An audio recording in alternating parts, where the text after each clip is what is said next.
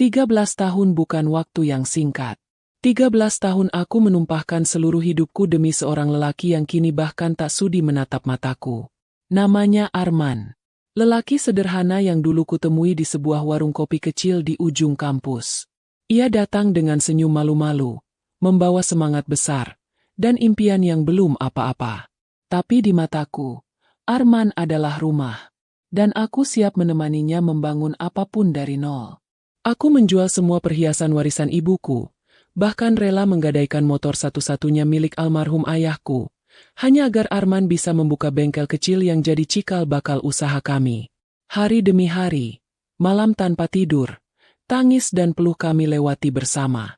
Pernah suatu masa, kami hanya makan nasi dan garam, tapi bahagia karena masih bisa saling genggam tangan. Lalu datanglah titik terang. Bukan karena keberuntungan, tapi karena usaha tak kenal lelah. Bengkel kecil itu kini jadi 3 cabang. Arman mulai dikenal. Mobil-mobil mewah antre untuk ditangani di tempatnya. Dan rumah mungil peninggalan ayahku diubah jadi istana kecil. Sebuah rumah 2 lantai dengan taman kecil dan garasi yang kini tak pernah sepi. Namun, semua itu berubah sejak Arman mulai sering bepergian sendiri. Katanya urusan kerja. Tapi aku tahu, dia mulai menyimpan rahasia. Telepon-telepon larut malam, bisik-bisik saat aku mendekat, dan parfum wanita yang samar menempel di bajunya. Aku menolak curiga. Aku mencoba buta. Tapi rasa tak pernah bisa dibohongi. Hingga akhirnya, pada suatu malam, saat aku menyuguhkan teh hangat dan duduk di sampingnya, Arman membuka mulutnya dengan wajah yang tak lagi asing. Aku ingin kita pisah. Aku sudah tak merasa cocok lagi. Kita terlalu berbeda sekarang. Aku tak bisa berkata-kata. Tenggorokanku tercekat. Dunia seperti terhenti. Pisah? Setelah semua ini? Setelah perjuangan dan darah yang kucurahkan untuknya? Kupandangi matanya. Tapi tak kutemukan sedikit pun getaran. Dia benar-benar tega. Dalam diam aku mengemasi barang. Aku tak teriak, tak menangis. Aku hanya pergi, dengan hati yang hancur tak bersisa. Aku membawa ibuku, dan kami tinggal di rumah kontrakan sederhana di kota lain. Aku tak kuat melihat dinding rumah yang masih menyimpan tawa masa lalu berubah jadi saksi pengkhianatan. Bertahun-tahun ku bangun hidup dari serpihan. Aku mulai bekerja, pelan-pelan bangkit, tapi luka itu belum sembuh. Hingga satu kabar datang seperti cambuk yang menampar wajahku. Arman menikah lagi. Namanya Nadia. Perempuan muda, cantik, dengan wajah licik yang tak asing. Aku ingat senyumnya saat dulu mampir ke bengkel kami. Katanya hanya pelanggan. Tapi nyatanya, dia mengincar lebih dari sekadar servis mobil. Yang lebih menyakitkan, dia tinggal di rumah itu. Rumah peninggalan ayahku. Rumah yang dulu jadi saksi perjuanganku. Rumah yang pernah kupel sendiri lantainya saat Arman belum mampu menggaji asisten rumah tangga. Kudengar dari tetangga, Nadia sering mengadakan arisan dan pamer harta di sana. Ia memperkenalkan diri sebagai istri dari pemilik bengkel sukses. Ia bilang, rumah itu adalah simbol kerja keras mereka. Simbol kerja keras mereka? Aku terdiam lama mendengar cerita itu. Kupeluk ibu yang hanya bisa menangis di pelukanku. Ayahmu pasti sedih melihat rumah itu jadi sarang kemunafikan, ucap ibu lirih. Hatiku teriris. Aku tahu ayahku menitipkan rumah itu padaku. Bukan pada Arman. Dan bukan pada perempuan yang bahkan tak tahu bagaimana sulitnya kami bertahan hidup di sana. Aku bangkit. Luka lama mulai menyala lagi. Tapi kali ini aku tak ingin lari. Aku harus kembali. Bukan untuk merebut Arman, tapi untuk mengambil kembali apa yang seharusnya milik keluargaku. Rumah itu, harga diriku, dan kehormatanku yang diinjak-injak. Hari itu aku berkemas. Kupandangi wajah ibu yang penuh harap. Bu, kita pulang. Kutatap langit senja yang mulai redup, seolah menyimpan kenangan lama yang belum selesai. Rumah itu menungguku, bukan sebagai kenangan, tapi sebagai bagian dari harga diriku yang harus kuambil kembali. Aku tak peduli jika dunia menyebutku nekat, Tapi aku tak bisa terus bersembunyi dan membiarkan orang lain menginjak warisan yang diberikan dengan air mata dan doa ayahku. Perjalanan ke rumah itu terasa seperti menempuh waktu mundur ke masa lalu. Setiap jalan yang kulewati membangkitkan memori. Namun yang paling menyesakkan adalah ketika mobilku berhenti tepat di depan gerbang rumah itu. Warna catnya sudah berubah. Pilar-pilar pagar dipasangi lampu taman yang sebelumnya tak pernah ada. Di teras, kulihat deretan pot bunga mahal yang aku tahu pasti bukan pilihan Arman. Semua terlihat mewah, tapi tak lagi berjiwa. Aku menggenggam tangan ibu yang duduk di sampingku. Nafas kami berat, tapi aku sudah terlalu jauh untuk mundur. Assalamualaikum. Suaraku terdengar lirih, namun cukup kuat untuk menggema di halaman rumah itu. Tak lama kemudian, pintu terbuka. Seorang perempuan muda dengan rambut disanggul tinggi dan bibir merah menyala berdiri di ambang pintu. Nadia, dengan pakaian tidur satin dan ekspresi yang mencibir tajam. Ia menatap kami dari ujung kepala hingga kaki, seolah sedang menilai harga diri kami lewat baju yang kami kenakan. Mbak Rani? Katanya sambil tersenyum sinis. Kok tiba-tiba muncul? Lagi nostalgia ya? Aku menarik nafas panjang, menahan emosi yang sudah bergolak di dada. Aku datang karena ini rumahku. Warisan dari ayahku. Aku hanya ingin mengambil kembali apa yang seharusnya milik keluarga kami. Jawabku datar.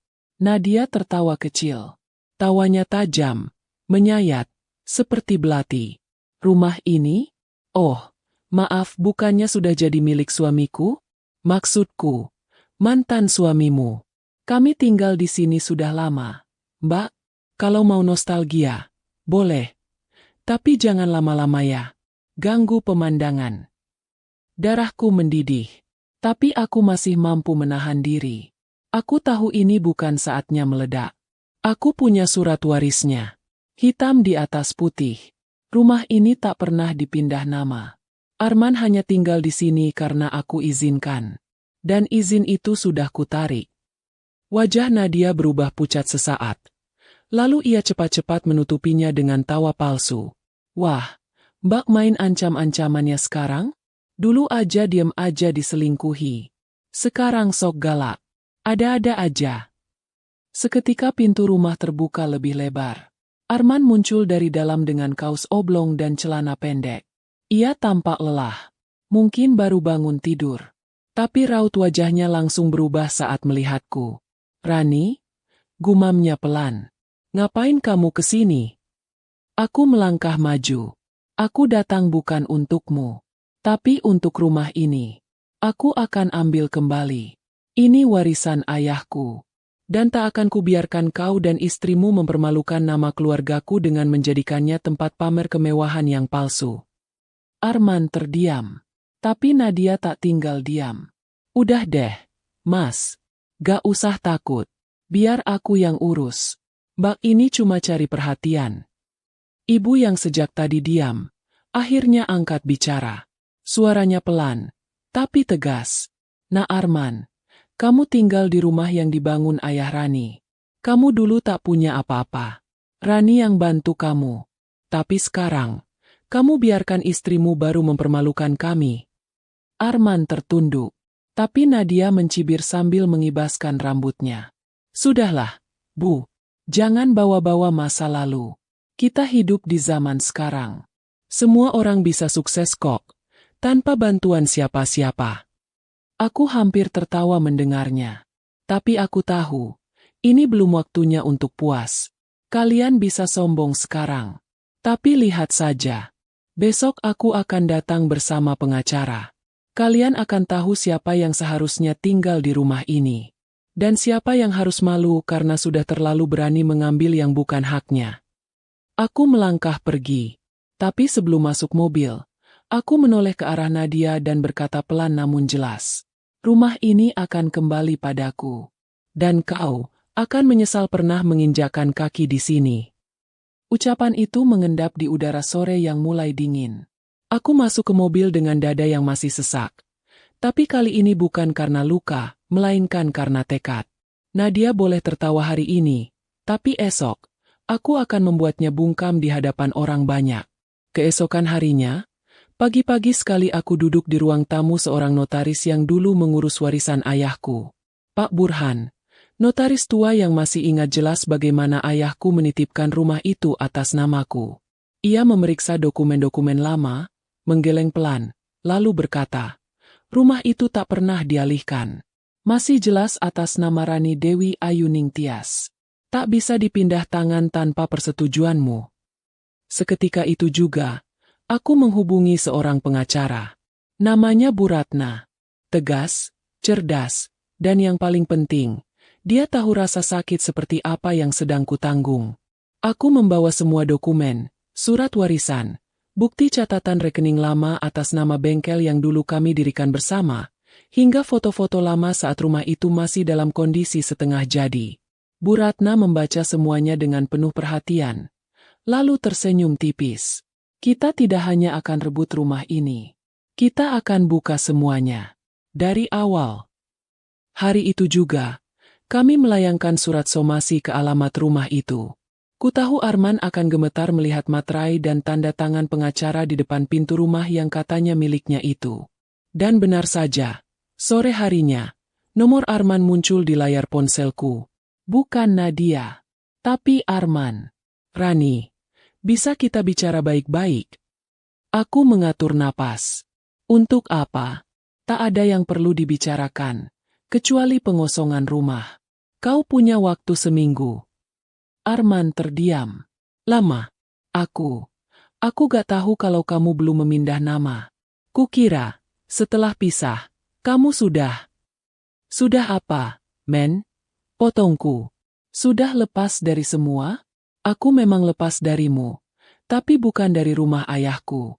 Itu satu-satunya peninggalan yang kubawa ke dalam pernikahan. Dan aku tak akan membiarkan istrimu menyentuhnya dengan tangan kotor. Tiba-tiba, terdengar suara Nadia dari kejauhan, berteriak marah. Mas, siapa tuh? Jangan mau ditipu sama perempuan masa lalu. Itu rumah kita. Aku menahan senyum getir. Kau dengar sendiri kan, Arman? Dia tak tahu malu bicara soal rumah. Kita. Rumah yang dibangun saat dia belum ada. Saat kau bahkan tak punya uang untuk beli sekantong semen pun. Telepon itu kuakhiri.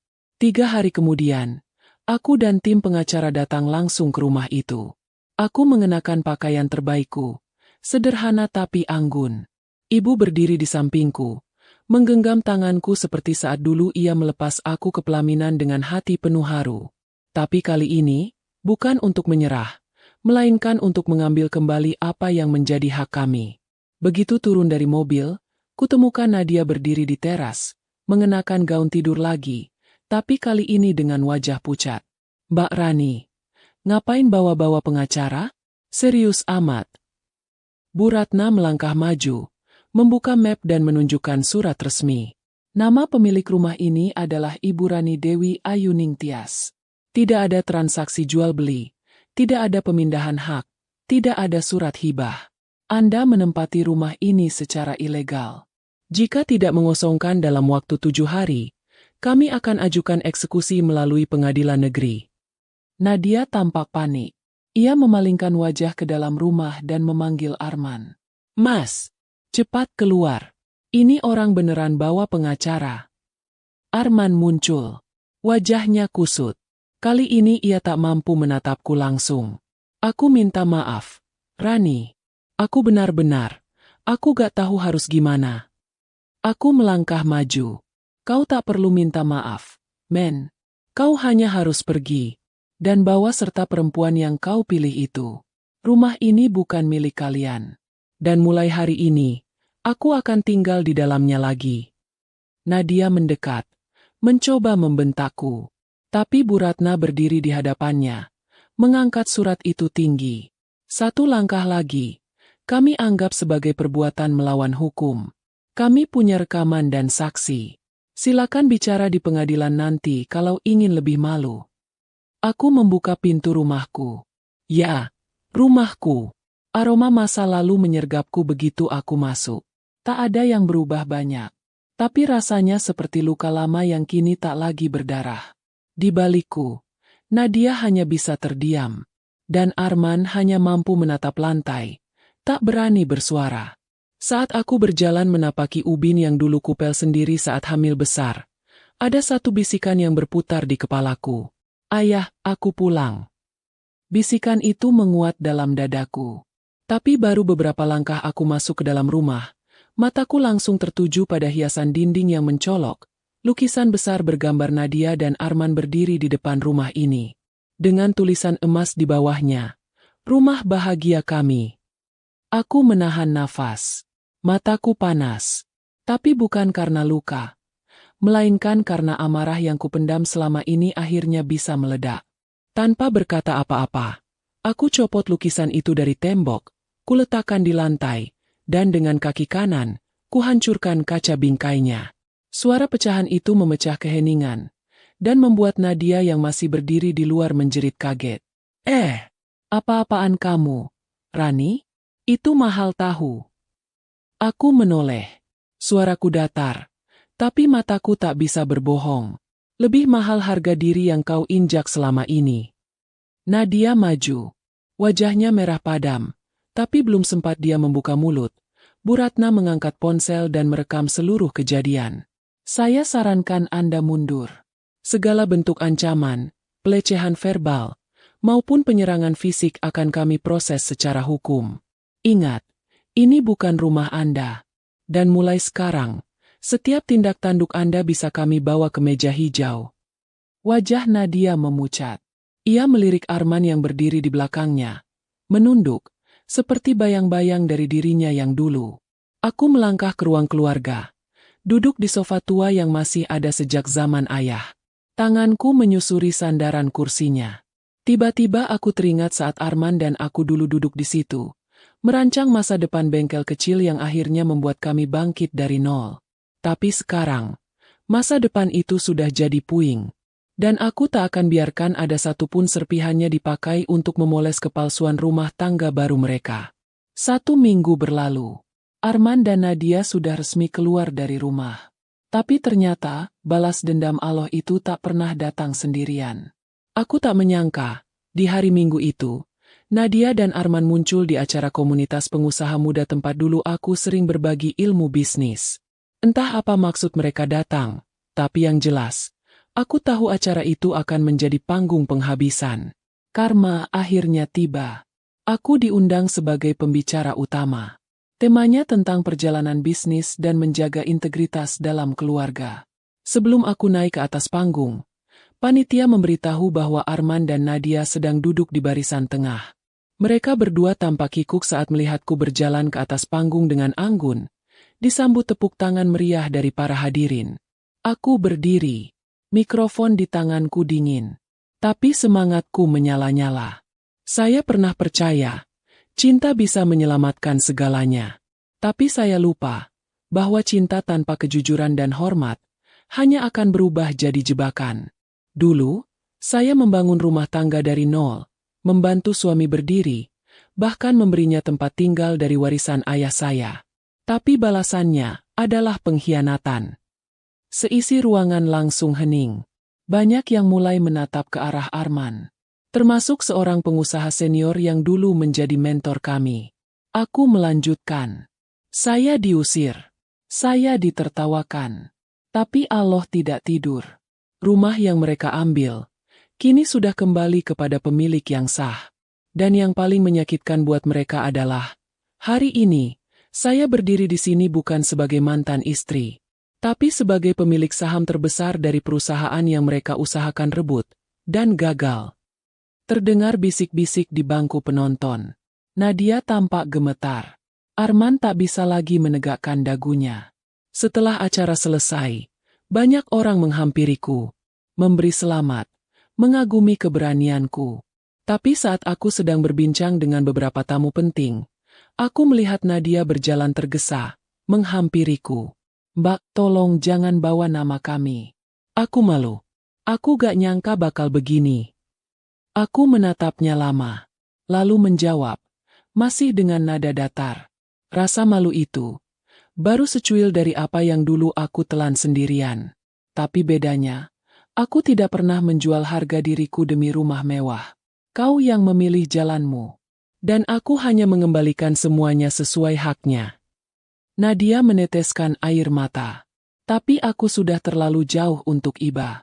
Dan di saat itu pula, Arman hanya bisa berdiri mematung, menyaksikan bagaimana semua orang mengabaikannya. Ia bukan siapa-siapa lagi.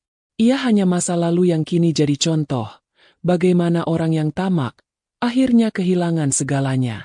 Tapi ternyata, takdir belum selesai mempermalukan mereka.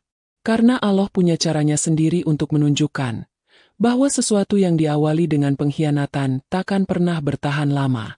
Beberapa hari setelah acara komunitas itu, berita tersebar.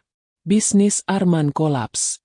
Bengkel yang dulu kami rintis bersama, yang sempat diubahnya menjadi bengkel modifikasi mewah demi menarik pasar baru, ternyata terjerat utang. Pasokan alat-alat terhambat, dan investor utama mereka, yang ternyata kenal denganku, menarik diri setelah tahu siapa di balik bisnis itu. Aku hanya bisa tersenyum. Bukan karena bahagia melihat mereka terpuruk, tapi karena akhirnya, kebenaran tak perlu aku teriakkan. Ia menampakkan dirinya sendiri. Nadia, yang dulu selalu tampil glamor di media sosial, kini menghilang. Akun media sosialnya ditutup. Tak ada lagi foto liburan, tak ada lagi unggahan soal rumah mewah, dan tentu saja, tak ada lagi kebanggaan atas rumah bahagia yang kini sudah bukan miliknya. Sementara aku mulai menata ulang rumah itu. Setiap sudutnya ku bersihkan. Setiap lukisan lama yang dulu dipilih ibu, kupasang kembali. Bahkan aku mendesain ulang taman depan, menanam kembali bunga melati yang dulu sering dipetik almarhum ayah tiap pagi. Suatu hari, saat aku sedang menanam bunga di halaman, seorang pengantar paket datang, membawa surat dari kantor pengacara. Isinya, permohonan mediasi dari pihak Arman. Aku tak langsung membukanya. Kupandangi amplop itu lama. Hingga sore datang dan angin berbisik lembut di antara dahan pohon mangga yang menjulang tinggi di belakang rumah. Pohon yang ditanam ayah saat aku masih berusia 5 tahun. Keesokan harinya, aku datang ke kantor pengacara Bu Ratna. Ia menyambutku dengan tenang. Mereka minta bertemu. Katanya ingin minta maaf secara resmi. Di rumah ini. Aku berpikir sebentar. Lalu mengangguk. Baik. Tapi aku yang atur semuanya. Mereka harus tahu. Kali ini, aku bukan Rani yang dulu. 3 hari kemudian, Arman dan Nadia datang. Kali ini, tidak dengan pakaian mahal atau gaya angkuh. Mereka datang dengan pakaian sederhana, wajah lesu, dan raut kalah. Arman memegang map berisi surat pernyataan. Nadia berdiri sedikit di belakangnya. Matanya bengkak. Aku menyambut mereka di ruang tamu. Duduk di kursi yang sama tempat dulu ia duduk saat melamarku. Kini ia kembali, bukan untuk cinta, tapi untuk penyesalan. Makasih udah kasih kami waktu, Rani. Ucap Arman lirih. Aku menatapnya datar. Langsung saja. Arman menyerahkan surat itu. Ini pernyataan tertulis. Kami menyerahkan semua hak atas usaha bengkel. Kami gak akan ganggu kamu lagi. Aku juga mau minta maaf buat semua luka yang kubuat. Nadia menunduk. Aku juga minta maaf. Mbak, aku terlalu percaya diri. Kupikir, aku bisa ambil semua milikmu tanpa ada akibat. Aku mendekatkan wajahku. Mataku menatap tajam, penuh luka yang sudah mengering, tapi meninggalkan bekas. Kalian bisa ambil harta, bisa ambil pasangan. Tapi satu hal yang tak pernah bisa kalian curi dariku, adalah marwah, harga diri. Nadia menangis pelan. Arman tertunduk. Aku tak butuh surat ini, lanjutku. Karena semua sudah kembali ke tangan yang seharusnya. Tapi kalian butuh surat ini, supaya ingat. Kalau semua yang dicuri cepat atau lambat, akan kembali kepada pemiliknya. Keduanya mengangguk. Lalu berdiri dan berpamitan dengan suara lirih. Seperti anak kecil yang tertangkap basah mencuri kue di dapur. Saat mereka melangkah keluar dari rumah itu, kulihat Nadia menatap ke belakang sekali lagi. Pandangannya penuh penyesalan, seperti baru sadar bahwa kemewahan tak bisa bertahan di atas luka orang lain. Dan aku? Aku menutup pintu perlahan. Bukan untuk mengusir, tapi untuk menutup bab masa lalu yang sudah terlalu lama kubiarkan terbuka. Kini rumah ini tenang. Tak ada suara teriakan. Tak ada caci maki. Hanya ada kenangan, harapan, dan satu hal yang tak akan pernah hilang, martabat seorang perempuan yang pernah dihancurkan, tapi memilih bangkit dengan kepala tegak.